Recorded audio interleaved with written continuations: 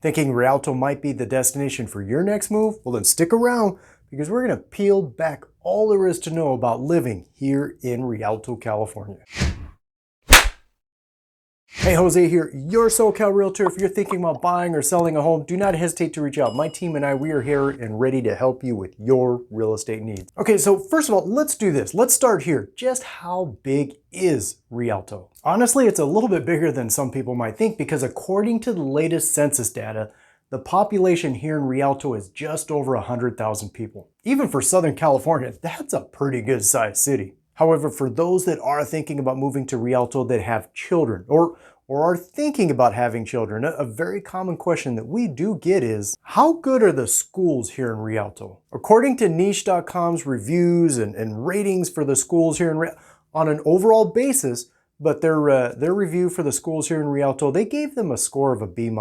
Now, is there anything to do here in Rialto? And the answer is, yeah, there actually are a few things to do here. Such as you have the Renaissance Marketplace here, just right off the 210 freeway, but you have a number of stores, number of shops, number of restaurants here. In fact, actually, I believe there's a gym here. They also have a really nice theater here, the Cinemark Theater. Again, it's a really nice theater, great place to come and catch the latest movies. Also here in the Renaissance Marketplace, you have Kids Empire. I mean, this is a pretty neat place for the kids. It's just a lot going on here. I promise you, you bring your kids here, they're gonna have a good time. Now, also in Rialto, there's a number of really nice parks. And in fact, a couple of them are Frisbee Park. Frisbee, far out.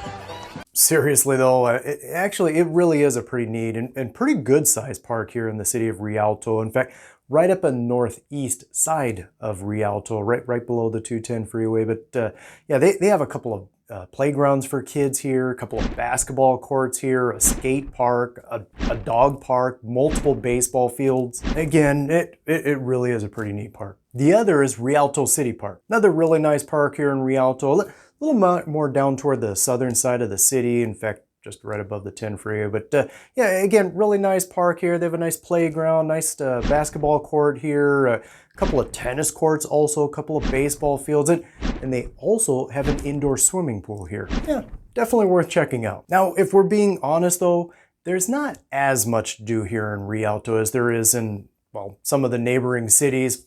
The good news though is those neighboring cities, they're right there. They're the neighbors. They're right next door. So, for example, right next door in Fontana, there's quite a bit to do, such as you have the Maryvagel Nature Center.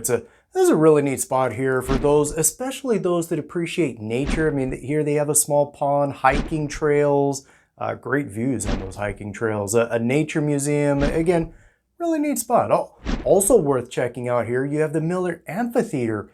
They have free outdoor concerts here. Definitely a lot of fun. Just, I would say, bring your chairs and enjoy the shows. And then also you have Colton right next door. And for golfers, you have the Colton Golf Course, a local golf course with some really actually pretty good reviews. And of course, there's the $1,000,000 question if you are thinking about moving to Rialto. And that is, well then, where in Rialto should you consider moving to? That's why I'm here. Well, based on online reviews, here are the top 5 most popular neighborhoods to move to here in Rialto. At number 5, you have downtown Rialto, where I will say the homes here in downtown, they do tend to be a little bit older. Majority of them anyway, they're built kind of from the 1940s to 1960s.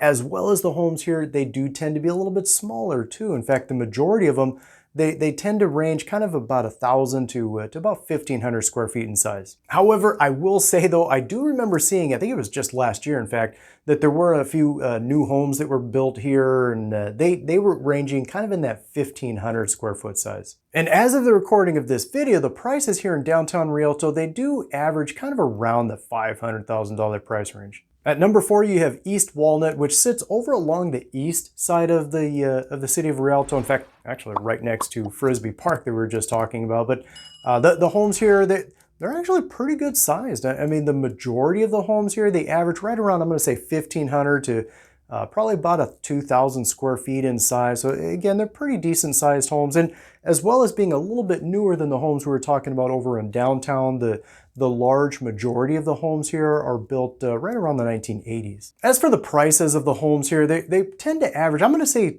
honestly, I'm going to say right around the $500,000 price range also. So, I mean, they're pretty reasonably priced for the homes that you're getting here. At number 3 is El Rancho Verde, which is up along the northern side of Rialto, a really nice neighborhood. The large majority of the homes here, I'm going to put it that way, are built more in the 1960s to 1980s. However, there's been some new homes that have been built here. In fact, some just as recently as last year, with more still yet to come this year too. The homes here also, they're pretty good size. The most of the homes here you're going to find, they tend to average, I'm going to say right around 2,000 square feet. So again, good size homes here. And again, this is as of the recording of this video, but the large majority of the homes here from a price standpoint, you're going to find they tend to average at, I'm gonna say right around $600,000. Number 2 is North Rialto, which sits right next to both number 3 and number 1, which we'll get to in one second. But the homes here, they really are pretty nice. You're gonna find that the majority of the homes here, they're built kind of right around the 1980s. As for size, they average right around 1,500 to probably about 2,000 square feet in size. As for prices, they tend to be pretty similar to number 3, El Rancho Verde. Meaning they average right around $600,000. And number 1 is Las Colinas, a very nice neighborhood here in Rialto. And just from my own personal experience, definitely a neighborhood with a lot of demand too. Now, the homes here in Las Colinas, they are a little bit larger than some of the other neighborhoods we were talking about. The majority of the homes here, they do tend to be about 2,000 square feet in size. As for age-wise, you're going to find a good number of them built in the 1990s, but the majority of them, they're built after 2000. As for pricing here in Las Colinas, I'll be very honest with you, it is a little bit higher. The price ranges here, they do tend to average kind of more in that $700,000 price range. And just keep in mind, all these price ranges, I mean, they are as of the recording of this video though. Of course, though, if you do have any questions at all, or if maybe you are thinking about buying or selling a home here in or anywhere around the Inland Empire, my contact information is below. Feel free to reach out. Otherwise, until then, we'll catch you on the next one.